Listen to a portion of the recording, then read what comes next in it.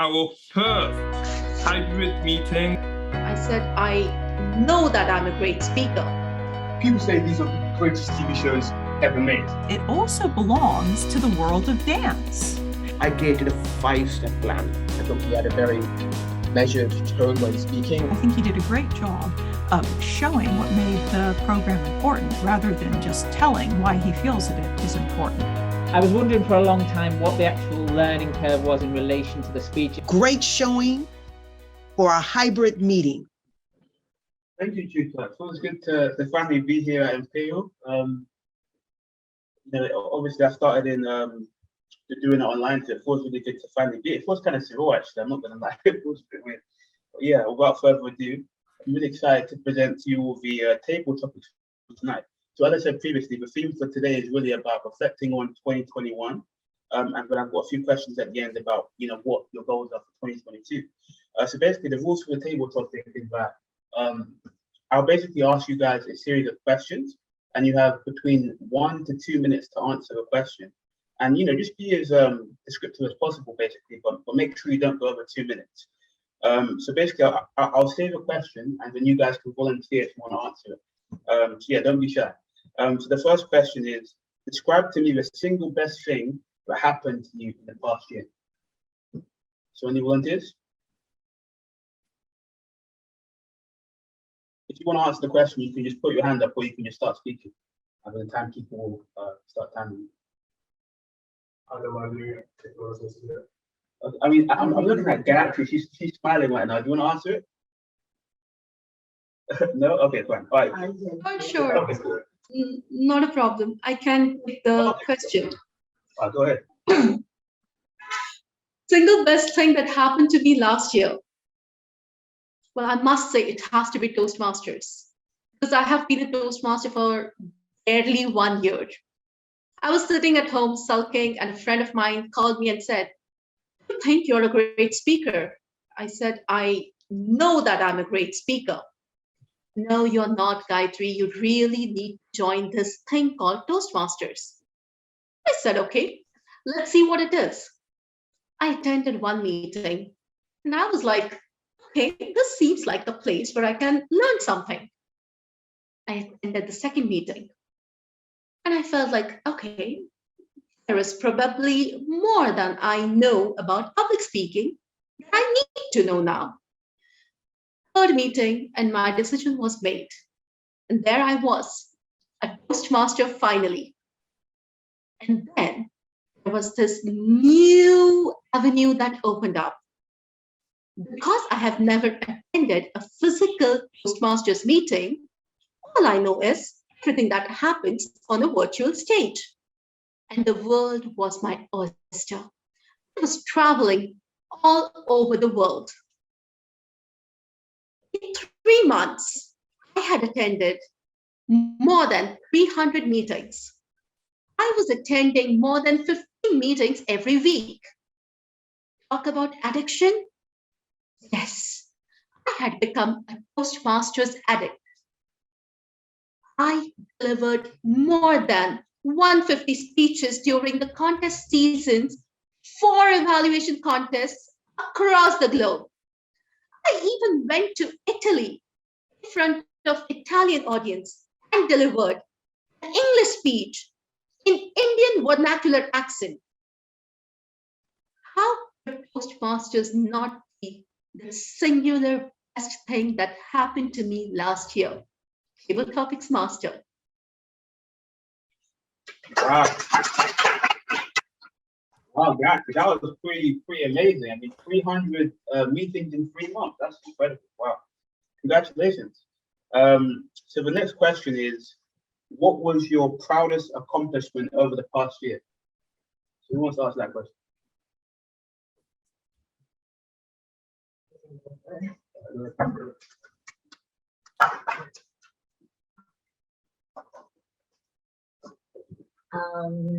So my most proud accomplishment last year was applying for Imperial MBA, and I got in. So actually, thank you. Actually, I applied for, I think, fifth round for full-time MBA in last, I think, March. And then I didn't prepare like GMAT. I didn't prepare any interview, any application before that. And because I have been thinking to do career transformation for a long time. So I decided to give a go and study on board to like outside Japan. And then, yeah, I started like fill in application in Imperial and got like first round of interview in, I think it's in April. And surprisingly, I got final interview in May because COVID, all application process delayed. I was so worried about I couldn't get in because I didn't hear any feedback or like email from Imperial for like 2 months. And also I didn't like had GMAT tests at all until July. And then I got suddenly I got a conditional offer from Imperial in end of July. I was so surprised and so happy. And then Imperial told me, you have to take like GMAT tests. And then I tackled 1 month GMAT. I almost lost my job. And then I finally I got the GMAT score by studying hard, working hard. And I think it's end of August, before the program started, I finally got unconditional offer from Imperial. So that's an amazing thing happened last year to me. Yeah, and then I meet you guys. So I think that's amazing year for me. Thank you so much. Well done. Really inspirational. Wow, that was really inspirational. But just to switch things up a bit, so my next question is, what was the single most challenging thing that you faced in the past year? And if possible, how did you overcome it? Anyone answer that one?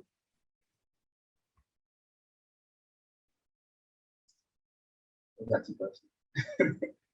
Anyone answer that?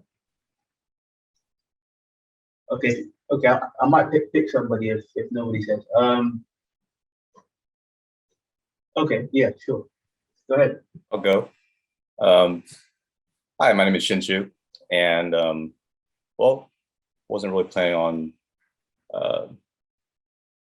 giving a speech, but I did have quite a challenging year last year, and I've had some general anxiety, and it got to a boiling point where it affected my sleep. And I'd had this happen a couple of years ago, and it was pretty traumatic because, like, you think when you're tired, you should be able to fall asleep. But at the time, I was so stressed out, my body couldn't go to that state. And I was able to eventually get over it and, get back to normal life. But with everything, the pandemic and other stressors, it happened again, and it was more just as traumatic. And I ended up having to get on medication, and it's quite a challenge to get through this because, like, when you're lacking in sleep, your brain's not working right. So how do you figure out how to get through this? So I really had to dig deep and just, like, conserve whatever resources I had, energy to kind of, try to figure out, what's the best route, how to get through this, how to, once again, get my sleep to a better state and lead a normal life. And so I was lucky to have, my girlfriend for support. My doctor was there for me, seeing me every week to make sure that I was okay and that I was progressing in the right direction. And, I'm still dealing with this a little bit, but I'm so much better than I was last year. Let's see. Yeah, so it's definitely the single toughest thing. It's just like, it's such a basic thing, sleep, and you take it so much for granted. And then when you don't have it or don't have good sleep, it's like nothing else really matters. So, I had to overcome this 5-6 years ago, and I had to do it again under much harder circumstances. The pandemic, trying to be there for my girlfriend when her mother passed in February. Really rough time. I thought there were times that I would not make it, but with the support of my friends and family, I did. Thank you. Thank you. Wow, I really appreciate you sharing that. I'm happy that you're able to get better. I really am. All right, so my next question is, describe to me the most important lesson that you learned in the past year. All right, Joshua. Yeah. My mom would like to answer this topic actually. Okay, sure. Let's hear it.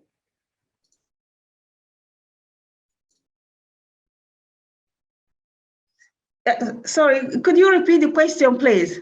Yeah, the question is, describe to me the most important lesson you learned in the past year. Okay, that's fascinating. The most important lesson I learned last year, it started off from myself, trying to help myself. And then I learned that sometimes helping others could help others. Trying to help yourself could help others as well. So the lesson was like to try to help others. But it started when I had like a stomach upset. And then I traced back what I ate. And then it happened to be because my daughter had a birthday, and then I ate too much of the things I don't normally eat.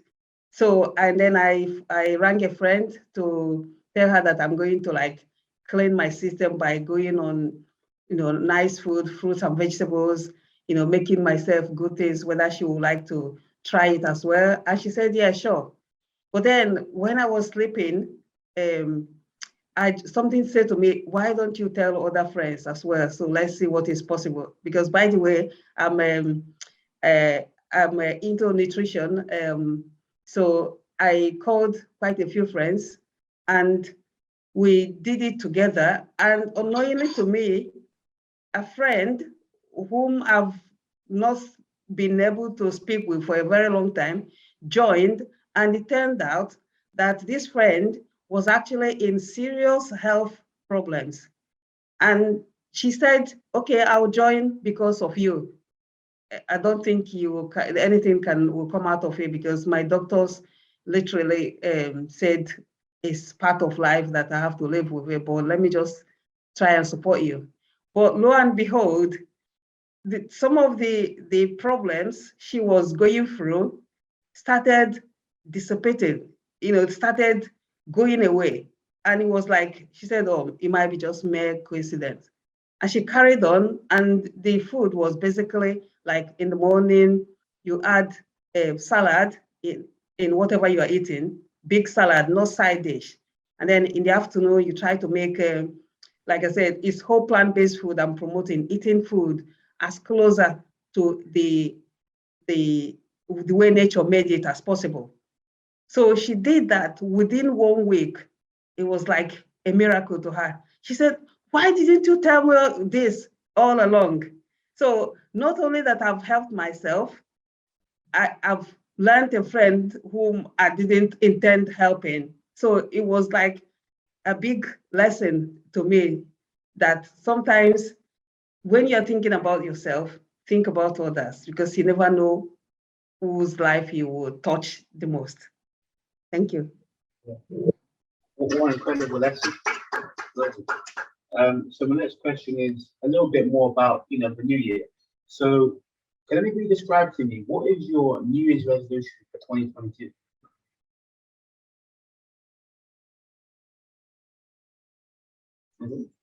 Yeah, go ahead.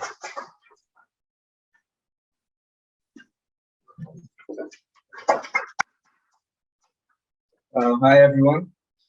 My New Year's resolution this year was to not have a New Year's resolution, and rather than having one big goal that I would probably not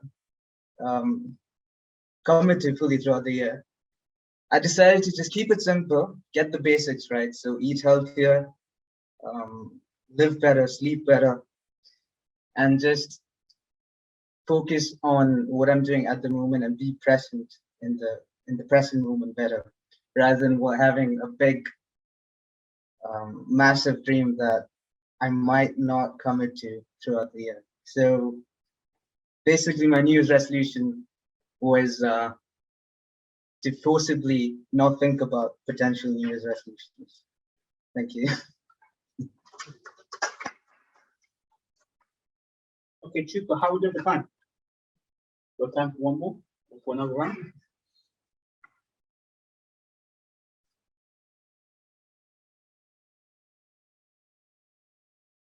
You have time for one more? Okay, cool. So for my final one, this is quite similar to the last one actually. So what new habits do you want to take up in 2022 and why? So it's very similar to the last one. Anyone want to share? Yeah. Oh, okay, Camille. Camille, yeah, go ahead.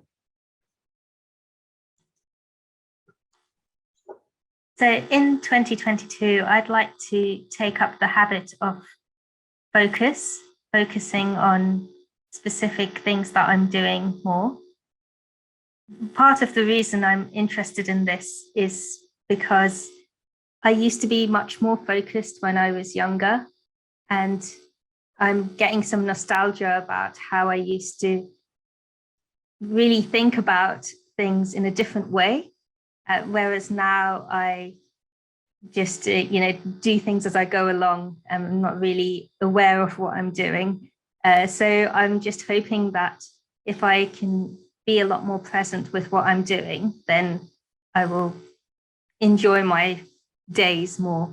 I didn't really realize that it was going to be a matter of enjoyment. I think before I used to think it was about efficiency focus. And now I've come to realize that focusing is actually also enjoyment. Like you can really feel the way something, like the texture of something or the smell of something, it's like it can make you feel really happy because you're noticing it a lot more. So that's why I'm really excited about this plan. Although I'm finding it quite challenging as well. I notice that I'm still looking at my phone when I'm eating instead of concentrating on the flavor and the texture of the food. So maybe like Antonia's salad would, like I would enjoy it more if I looked at all the different colors.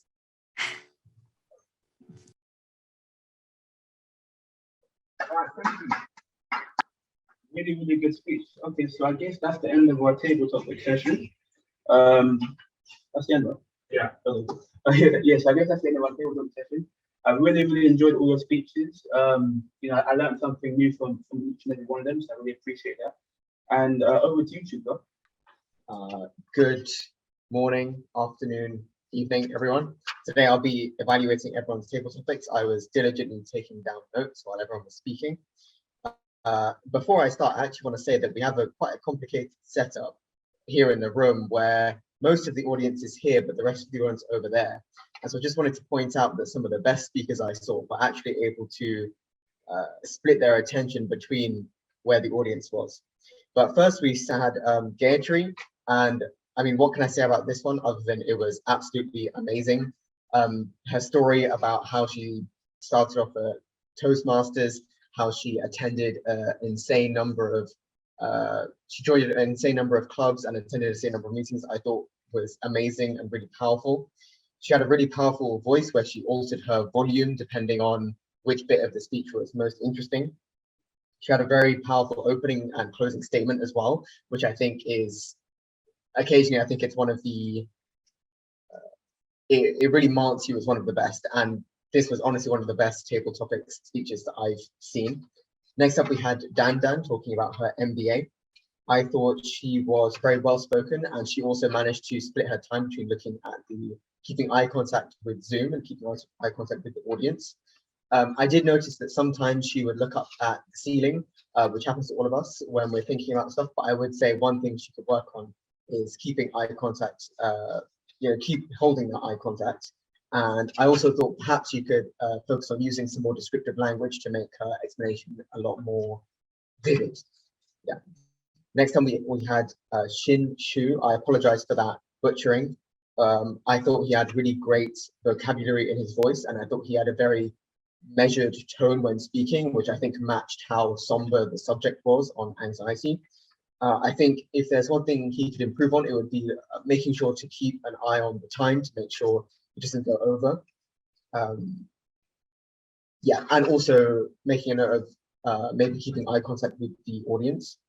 After him, we had Antonia. I really liked her story structure, and I liked that she ended with a message about helping others. Again, I think maybe one thing for her to improve on could be focus on keeping eye contact with the audience. Another thing I really liked was her varying her voice. So some characters in her story were exclaiming things, and she would really accentuate her voice when she did that. After Antonio was Anand talking about his quite bold proposition, I thought, to not have any New Year's resolutions. He had a really solid opening sentence, which again, I think immediately captures the audience's attention. And I really liked his hand gestures. He did kind of what I'm doing now when I'm explaining. And he also managed to keep eye contact again between the audience, which I think was a really solid move. One thing I think I would have loved to have heard more of is his philosophy behind why he chose to have New Year's resolutions. We're yet to hear from the timekeeper, but I think Anand was a bit on the short side. I would have loved to hear him talk for a bit longer because he's very charismatic. Finally, we had Camille. I thought she maintained a really good speech structure. Her eye contact and vocal tone was great. And she also, I like the fact that she brought examples into her speech to really bring to the audience's mind what she's talking about when she mentions focus. So specifically, for example, looking at the phone when you're eating is an example of when you are losing focus. And I really liked that. That is it from me. And back to you, Chuka, I think. Hi, everyone. Today I will be evaluating Kenny's speech. Kenny is giving the Q&A session project from the Innovative Planning Pathway. His objective is to deliver a Q&A session style speech. Thank you. Right, thank you very much, Katya. Kenny Macheka is giving a speech entitled The Wire. The Wire, Kenny Macheka. Thank you very much, Chuka. There have been many great TV shows these past couple of decades, from Breaking Bad, Sopranos, Game of Thrones. People say these are the greatest TV shows ever made. But did you know there's one TV show that many say is in a league of its own, the greatest TV show of all time? How many of you have heard of The Wire?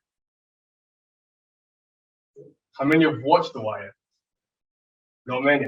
So The Wire is a TV series that ran from 2002 to 2008. It was created by two writers, Ed Burns and David Simon, and it is set in the city of Baltimore in Maryland in the USA. But the location of The Wire isn't really that important because Baltimore in The Wire is a macrocosm. A macrocosm. A macrocosm is an entity or an object with many attributes or characteristics that is meant to be a reflection of something bigger than itself. Because in The Wire, the city of Baltimore is a reflection of the larger USA. And the things we see in this macrocosm of Baltimore in The Wire involve things such as greed and corruption, dysfunctional, perpetual institutions, and a sense of hopelessness.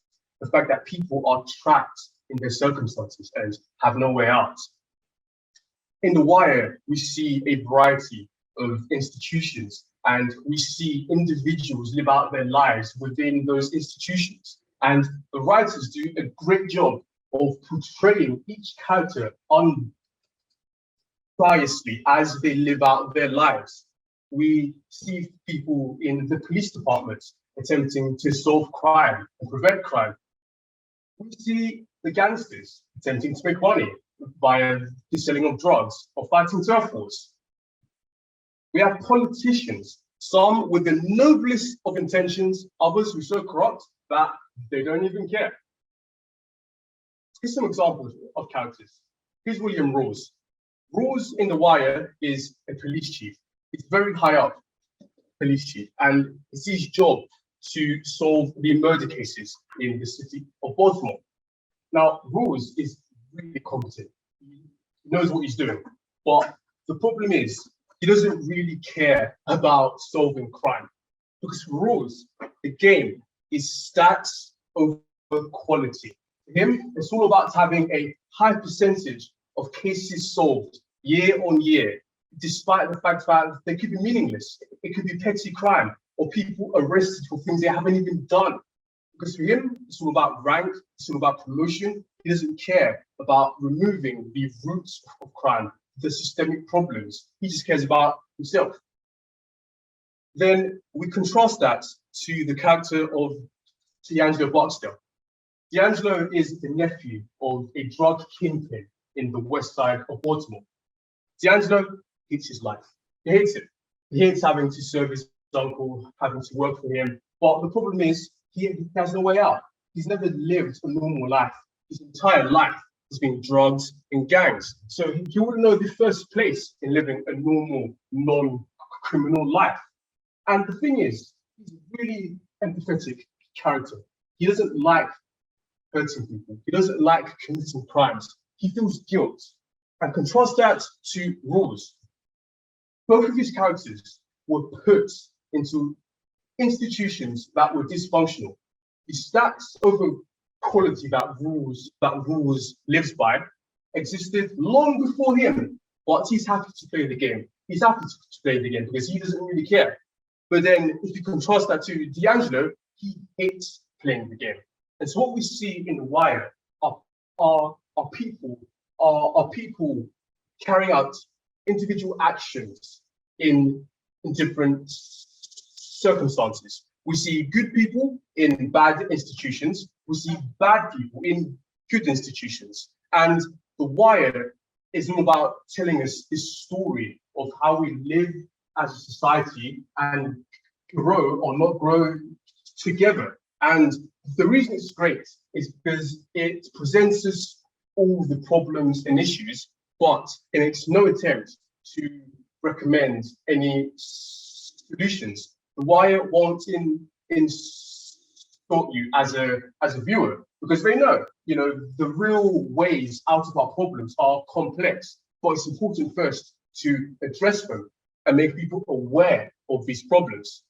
And two, if you're watching The Wire, you really have to pay attention to detail, episode on episode, because you'll see scenes seasons later that had their first real roots in earlier seasons. If you're not paying attention, you're going to get lost. And that's a rarity in many shows.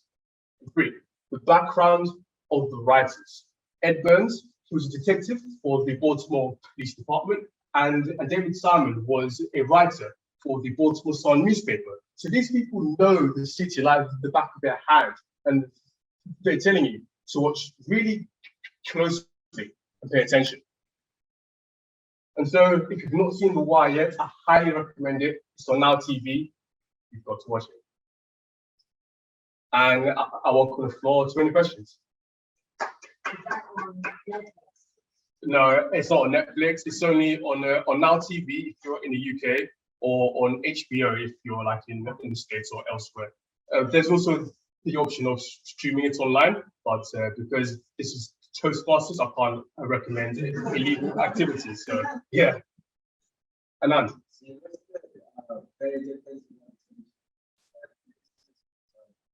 Okay, so Anand asked me if there's any criticisms that I have of Wire. I think, to be honest, I can't really criticize The Wire because I'm still understanding The Wire. Like I'm rewatching it.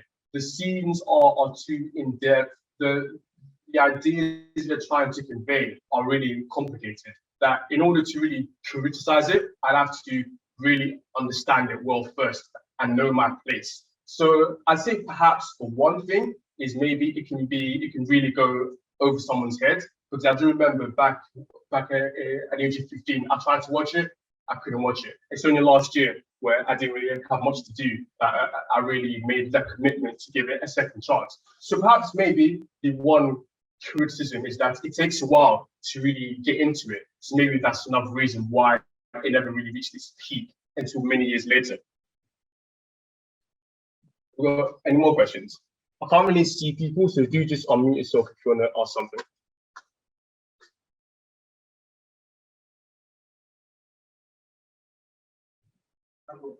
Okay, sure.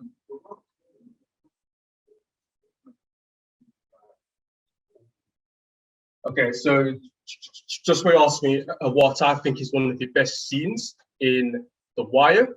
I'd say there's a lot of scenes, but the one that came to me yesterday as I was researching this speech is there is a scene in the first season where a character from a lowly upbringing is taught how to play chess, and he doesn't really care for it. He doesn't see the point in it. And then many seasons later, there's a scene with that same person, and he's talking to a guy, and then he recounts the time he learns chess, and he manages to circle it around to his life and really treat it as a metaphor. And then later on, I'm not going to say the person's name, but his death scene is really symbolic of a chess game, because it's like he's a pawn and he only moves a couple of steps as he's being shot to death, and people who are killing him are representing the knights and bishops of a chessboard. So really, it's so great because the writers know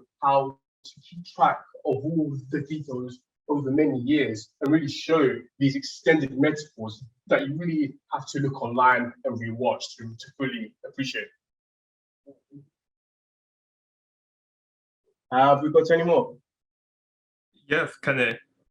My question is, do you think that there is any perhaps more contemporary series that exist today? A contemporary series like The Wire? I mean, do you think that, or you can either answer that in literally, or do you think that there is, that directors are interested in creating a series like The Wire today? So yeah, obviously that was like 2002, 2000, so before 2010, and now 2020s, or yeah, even before. Yeah, so really there's two ways that I can answer this. So the first one is I'd say The Wire is still a contemporary show. It was made at the beginning of the 21st century, but a lot of the problems that they portray still exist. There's still crime, there's still drugs, there's still poverty, there is still corrupt institutions. So really The Wire is a timeless art until humanity is like a utopia. The Wire will always be contemporaneous. But two, I'd say that it is the kind of show today that if people try to portray like The Wire today, I think perhaps they'd have more success. Because in the past, as they were making it, you could only show the show like every week, then you have a season break. And because it's so in-depth and complicated, people are liable to forget the things that happen like week after week. But now there's lots of streaming sites, so it's a lot easier to just to binge watch episodes, and it's easier to keep track of things that happen. So yeah, I do think there is a potential to make a show like The Wire today. Mm-hmm. All right, maybe one more question.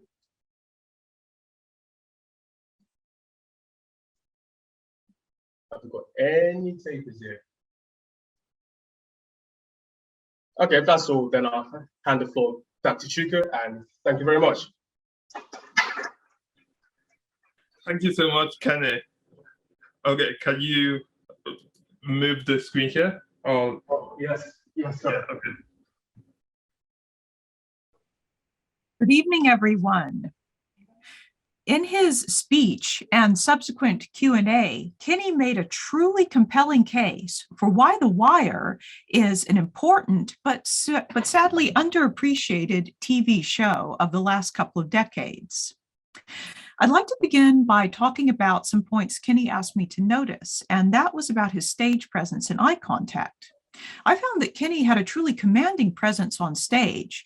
His firm stance, his upright posture, and his very energetic use of his arms really gave him a commanding air. This was a man who looked like he knew what he was talking about.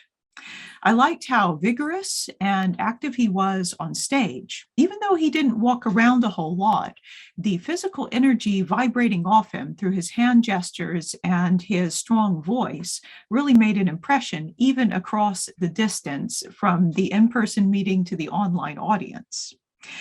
I have a little bit of trouble commenting on his eye contact. I think he was doing a good job with eye contacting the audience, but I felt like the online audience was a bit neglected because we were here and they were there. It's hard to be in two places with your eyes at the same time. Another thing I liked about Kenny's speech was his exemplary choice of visuals. With just a few pictures of characters and locations, he set the scene. We can imagine what the cultural environment of this show was. It was kind of the rougher side of life in urban America, which is a very interesting thing to explore and maybe one that's not talked about and looked at with enough sensitivity. So I liked how he showed the diversity of the cast by showing group pictures, showing how it shows the racial and class diversity that we find in big American cities. As an American, I think he did a great job with representing that well. So now some things that Kenny could improve next time he talks about work of media. So I felt like it took a little while to actually figure out what is The Wire about. There were some ideas about what was important, but it kind of felt like it took a while to get to the point of it being a detective show. I wasn't quite sure what sort of a show it was until he explicitly said that. And also I felt like his pacing was a little uneven. I felt like we didn't get enough of a view of the visuals and too much of a view of a gray slide with a few lines of text on it. So maybe pacing out his visuals a little more smoothly would help. But overall, I think he made sharp and intelligent social commentary. And I like how he showed using examples. There's a saying in criticism and in storytelling, show not tell. And I think he did a great job of showing what made the program important rather than just telling why he feels that it is important.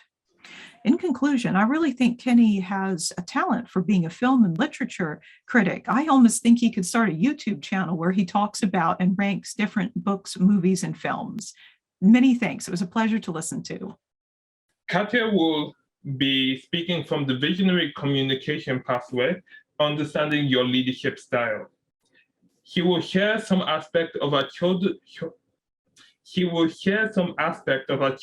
leadership style or leadership styles in general, discuss style preferences when working with others, how to adapt the chosen learning style to situations or learning styles in general and how they impact a group. Katya Hogarth will be presenting her speech entitled Leading in Dance. Leading in Dance, Katya Hogarth.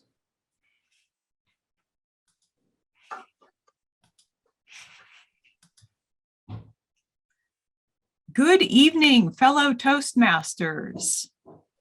Leadership is an idea that's discussed a lot in our modern day.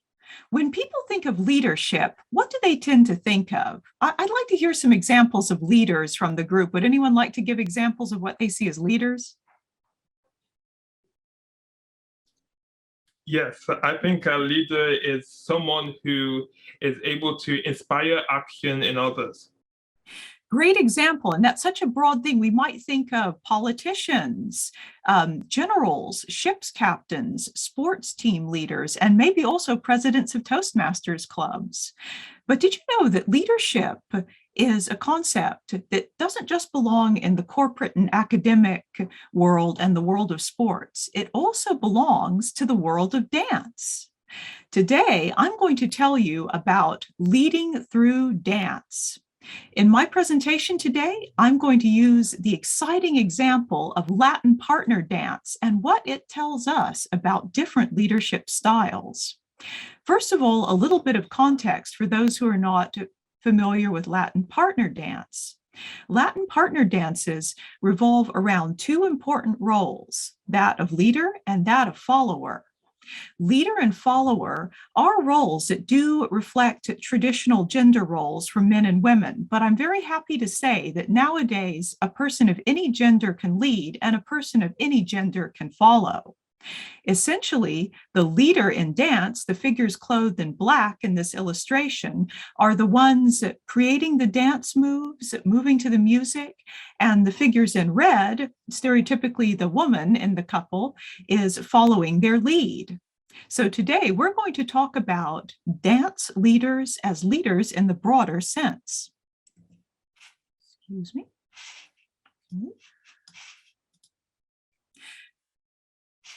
Now, where do these Latin dances come from? You may have heard of dances like salsa, tango, cha-cha, bachata, rumba, merengue. So Latin dances come from Latin America, as you might guess. And these dances are a mix of Spanish, Indigenous American, and African traditional dances.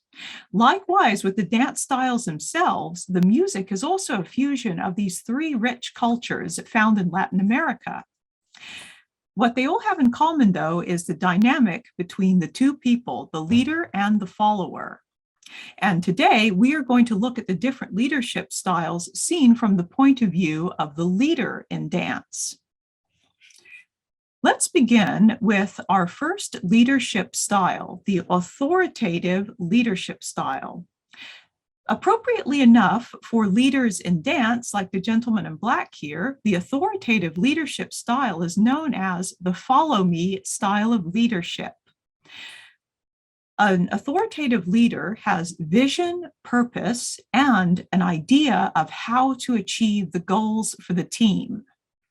The authoritative leader helps the team reach a high standard of performance. And something to remember about the authoritative leader is that they are in complete control and that they determine the process by which the team gets from point A to point B. How does this relate to the role of a leader in dance? Of course, we have both leader and follower. In the case of dance, the leader has a big responsibility on his shoulders. The leader is the half of the duo who decides the dance moves before he even touches his partner's hand. He has to be responsible for thinking through the dance moves he is going to perform with her. And it's also his responsibility to give clear signals to his follower so that she can do her version of the same stylized movements. These signals are given through shifts in body weight when the couple are holding each other's hands or resting on each other's arms or touching body to body in some forms of dances. And it's also through light pressure of the hands. So it's mostly through touch and through eye contact that he must give these clear signals. The leader also sets the technical ambition of the routine. He determines how challenging it's going to be and what kind of difficult and interesting steps he and his partner will do. And it's his responsibility to help the follower understand what his signals are. Next, we're going to look at pace-setting leadership in dance. What is pace-setting leadership? Pace-setting leadership is thought of as highly driven and energetic leadership styles. The pace-setting leader aims for exemplary standards and to accomplish this goal in a set time. How is this like a leader in a dancing duo? Timing is everything, as it is often said, and the leader sets the timing of the dance as he listens to the music's rhythm. With a lot of energy and drive, he directs his follower to keep pace. And it's the responsibility of the leader to select a follower with a similar level of technical skills to keep those standards up. Now, finally, I'm going to conclude by talking about the affiliative leadership style in dance. Now, we've talked about how this style of dance does reinforce some old-fashioned traditional gender roles, but do not think the follower is being tossed around like a rag doll here, disrespected. Far from it.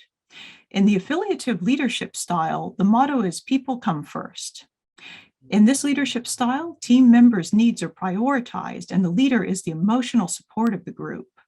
Harmony and common purpose are the aims. This is so much like the real spirit of Latin dance. It's of chivalry, courtesy, and respect towards the lady. A good leader pays attention to his followers' emotions by making eye contact and understanding her emotions through her expressions. If a good leader detects his partner is confused or uncomfortable, he adjusts his leading so that she feels happy and confident. In this way, the leader supports the follower's emotional needs. I'd like to conclude with some take-home messages. What can we learn from leaders in Latin dance? Number one, be confident in deciding the moves and give clear directions to your followers or team. Secondly, set goals by leading your dance or team with high standards in a set time frame. And finally, have that responsiveness and respect in communication with your team. In short, leadership philosophies are not just for the boardroom, they're for the dance floor too. Thank you. Hearing Katya speak filled me with some nostalgia for when I completed my speech on leadership styles about 3 years ago. I liked how he started with a question. I think this is a hallmark of a wannabe successful speech, as it is a very fast way of forming good rapport with the audience and getting attention levels high. It's also clear that he started with this Q&A session, brief Q&A session, as part of her introduction. Into her body, the body of her speech, that is, I enjoyed thoroughly her phenomenal use of extended metaphor. I really enjoyed the creativity that went into this speech. I've never heard anything like it, given that I've heard many people give their editions of leadership styles, talking about Latin dancing and how it relates to leadership. I think this was especially effective since I believe that Latin dancing is one of Katya's interests. So one thing that he did mention, actually, I forgot to point out before, is that he wanted me to note on how he was able to connect between abstract ideas of leadership and the physical activity that is Latin dancing. I think he did this very well, actually. He spoke in half abstract and half practical terms, so it was balanced in that respect. I did think that he could have made the practical side of Latin dancing, especially the explanation, more vivid, more lucid, by showing us a video perhaps of what the actual dancing style would look like, or perhaps performing it herself if she wanted to make it more personal and intimate. In that respect, I actually saw that perhaps the way that she conveyed herself physically seemed to be distant from the speech, in the sense that he did not seem that animate, but he did seem calculated, which was good. Of course, he is a master of eye contact, so I scarcely can comment further on that. I thought that the text on the screen was perhaps a little bit too much. Obviously, what he was saying was in line with what he was on the screen, I noted, but he should bear that it could be distracting in mind. In all, I think that I don't think I did greatly enjoy the extended metaphor, and I trust that you can think of a way to make the metaphor even more engaging and perhaps tell an even more engaging story from it. This is going to be from the Innovative Planning Path. It's level 5, project 1. And Vishal's going to be introducing a plan or a vision of a project, which he's worked on with up to, well, at least 3 team members. So we're going to be hearing about that. The title is The Learning Curve, but I'll leave that for you to introduce. Good luck, Vishal. Well, thank you very much, Daniel. All right, yeah, so Vishal Garg is presenting a speech entitled The Learning Curve. The Learning Curve, Vishal Garg. Thank you so much, Chuka. How many of you are aware of what a TLTP is? If you are, raise your hand virtually. If you don't know about it, don't worry about it. I also had absolutely no idea of what a TLTP is until I joined the club executive committee. Now let me tell you about this TLP a bit. TLTP stands for Toastmasters Leadership Training Program. Now, it's a wonderful program conducted by the Toastmasters District 98 leadership team to train all the 7 club executive members so that they can run the club efficiently and effectively. The other districts of Toastmaster International might call it something else, but the concept remains the same. Good evening, fellow Toastmasters and guests. Cluster 1 of District 98, comprising of divisions A, B, J, M, S, U, conducted its second Toastmasters Leadership Training Program under the title Power Up 2.0 TLTP. And it was held virtually over Zoom on 8th and 9th of January 2022. We had 2 slots on each of the days, one in the morning from 10 a.m. to 12:30 p.m. and the one in the evening from 4 p.m. to 6:30 p.m. Now, this particular Toastmasters training program brings training opportunity to all the 600 plus club executive members of Division ABJMSU, that is Cluster 1 of District 98. Now, how I got this opportunity, how I got this project.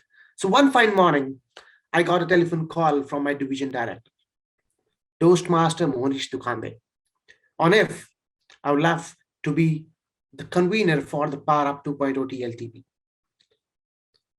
Now, as a man who loved to take a bang on opportunity, I saw this as an opportunity to work on an exciting project, and I immediately said, yes, why not? Now, let me talk about the vision statement of this particular program. The vision statement is to train all the club executive members in 2 days so that the clubs achieve excellence in the upcoming time. So there were 6 conveners who were working on this TLTP, including me. And each of the conveners represented the divisions ABJMSU, that's Cluster 1. We had 3 committees which would help divide the task of TLTP, and these were the Registration Committee, the Logistics Committee, and the Public Relations Committee. There was also this Guidance Committee, which comprised of 6 division directors. This Guidance Committee kept a regular check on the progress of all the 3 committees of the TLTP. They evaluated our progress, provided us with regular feedbacks, and helped us check if in case there came any impediment. This committee also guided us in terms of carrying our daily task efficiently and motivated us to give our best. Now, as this event was a virtual one, we didn't have any budget constraint. We were open to anything. So as per my interest, I applied for the logistics committee and had my co-convener, Toastmaster Raj Bharat, along with me as a part of the logistics committee. For our very first meeting, we prepared a detailed set of agenda for the task that we wanted to discuss on under the guidance committee members. Post the meeting, after the discussion, we prepared a list of all the tasks that came under the aegis of the logistics committee. Now, since we had too much on our plate, we decided why not bring one more person into the team. So we brought in Toastmaster Anupriya Rathore as a part of the extended team of the logistics committee. We divided the tasks among 3 of us. Now, as per the division of the tasks, my major responsibility as a logistics chair was to bring in the best Zoom masters and to help support the TLTP trainers in all the way possible. Now, as a logistics chair, to make the Power Up 2.0 Toastmaster Leadership Training Program a huge success, I created a 5-step plan. Now, let me tell you a bit about this 5-step plan. The very first step was to identify and create a team of 8 experienced Zoom masters and 4 sergeant-at-arms. The second step was understand the strengths of the Zoom masters. What are they comfortable with? The very third step, divide the Zoom master as per the slot preferences and their strengths. Now you must be wondering what are the 4th and 5th? Of course, I'll tell you about it. The 4th was to arrange the training documents and create certificates for the role players and the trainers. And lastly, 5th one, to have a daily 15 to 20 minutes call to monitor the progress of the tasks. Now, as an area director myself, I got in touch with my fellow area directors from Division B and tried to find the best Zoom masters who could handle multiple attendee spotlighting, screen sharing, click photographs during the felicitation ceremony, and create and handle 7 breakout rooms simultaneously for a strength of 200 plus attendees in a single meeting. Now imagine 200 plus attendees in a single meeting and you have to shuffle between breakout rooms. Make sure each of this person gets into the correct breakout room. I also had to find out the sergeant-at-arms who could help start the meeting by laying down the protocols and the district mission. Now, since we believe in giving opportunity to the new members of our division so as to empower them to take a new task and responsibilities, I found out new members were willing to come forward and take a step forward and become sergeant-at-arms or the Zoom masters at this TLTP. Of course, this project came with a lot of responsibility. And I was the one who was responsible for a lot of things. But nonetheless, this opportunity has been a great learning curve for me in many aspects. As a co-convener, I worked with 5 other conveners and have had the time to introspect on my leadership style. I got to exercise my powers, fine-tune job responsibilities, delegate tasks, and whatnot. I've been working on this TLTP project along with my MBA. And all this has been a beautiful journey. I'll share more of my journey in the next speech. Until next time, back to you, table topic. Back to you. Can I get a show of hands? Virtual hands or actual hands? How many of you know what a TLTP is? Oh, good. Okay, yeah, a few this time because it was none for Vishal when he asked at the start.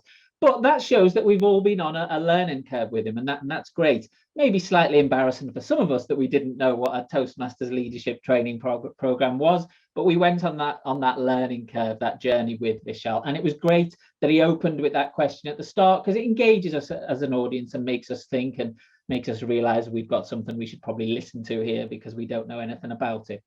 There were so many things that I thought Vishal did really well within this speech. I was particularly impressed with the vocal. I don't know if I'd say vocal variety because it wasn't that there was a huge amount of variety, but the way he used his vocals was just so good that the pace was great. It was mostly a slower pace, but he was explaining things to us, trying to get across what this system, this project was. So it was appropriate that the pace was a little bit slower. The volume was good, again, pretty fixed volume and something we could listen to and take in, and it wasn't going up and down. The pitch did vary a little bit. And that helps just for a speech to sound more conversational and to get us interested and keep us interested. And just little things that Vishal did. Like at one point he said, well, you must be wondering what I'm going to say next. And things like that, they bring us in and they keep us involved and they don't make us think we're just sat listening to a speech which is written on a screen or being read out and, you know, we're disconnected from it. So just little things vocally like that I thought were great. And particularly the pauses. There were lots of pauses which give us a chance to catch up, process what's being said, and then move on to the next thing. So that was a highlight for me. I thought there was a really good structure. We started with finding out what this TLTP was. Then we moved into the story of how Vishal ended up embarking on this journey and how he got into it. And then we found out much more about the specifics of the project. That was good. Gestures, fantastic. Mainly hand gestures. There wasn't any movement. It was a sit-down speech, and I think that was fine for this one. But the hand gestures were great. We had lots of counting out on the fingers, and we had a 5-step plan. Again, things that just bring the screen to life. And speaking about bringing the screen to life, this is no comment on the previous 2 speeches. It's just the variety, really. I was quite relieved to see that the 3rd speech didn't have a slideshow, especially on Zoom. We can concentrate less on the speaker. And I totally agree with the last evaluation about show, not tell. But sometimes it's good to just tell and maybe show things through words. So I appreciated just the variety there. And it was one that could easily have had a slideshow that might actually have taken away from the speech. In terms of some recommendations, I was wondering for a long time what the actual learning curve was in relation to the speech. It was something that was mentioned right at the very end, and maybe the intro could have spoken a little bit about a learning curve. What was for the audience to take away at the end? Was there anything that we could go and look at and think about for ourselves, and maybe some type of message? And I think maybe just as it got to the very end, it did start to feel a little bit rushed. That pace, which I've praised, picked up a lot. And I think maybe Vishal was running out of time. So just around time management, but really engaging informational speech, particularly enjoyed the use of voice. Well done. Thank you. Thank you so much, Mr. President and Toastmaster of the Day. What makes my job so easy today is because there is and was a phenomenal team that came on, raised their hand, and got the job done. So I don't have to repeat anything. I would like to highlight the overall tone of the meeting. My words, synergy, learning, as well as humor, presentation mastery of the presence of the speakers, whether they were online or in person, as well as presentation delivery, the use of slides, and Ketcha, thank you so much, show and tell, and Dan, tell and show. These are what makes a Toastmaster meeting phenomenal for guests as well as its members. If this is your first time visiting Imperial College Speakers, you just caught a snippet of what is to come in 2022. Continue to be with us in our meetings. We meet twice a month, where there is more learning and more capacity for leader development. In closing, I'd like to say, great showing for a hybrid meeting. Thank you so much. Back to you, Mr. President and Toastmaster of the Day, Chuka.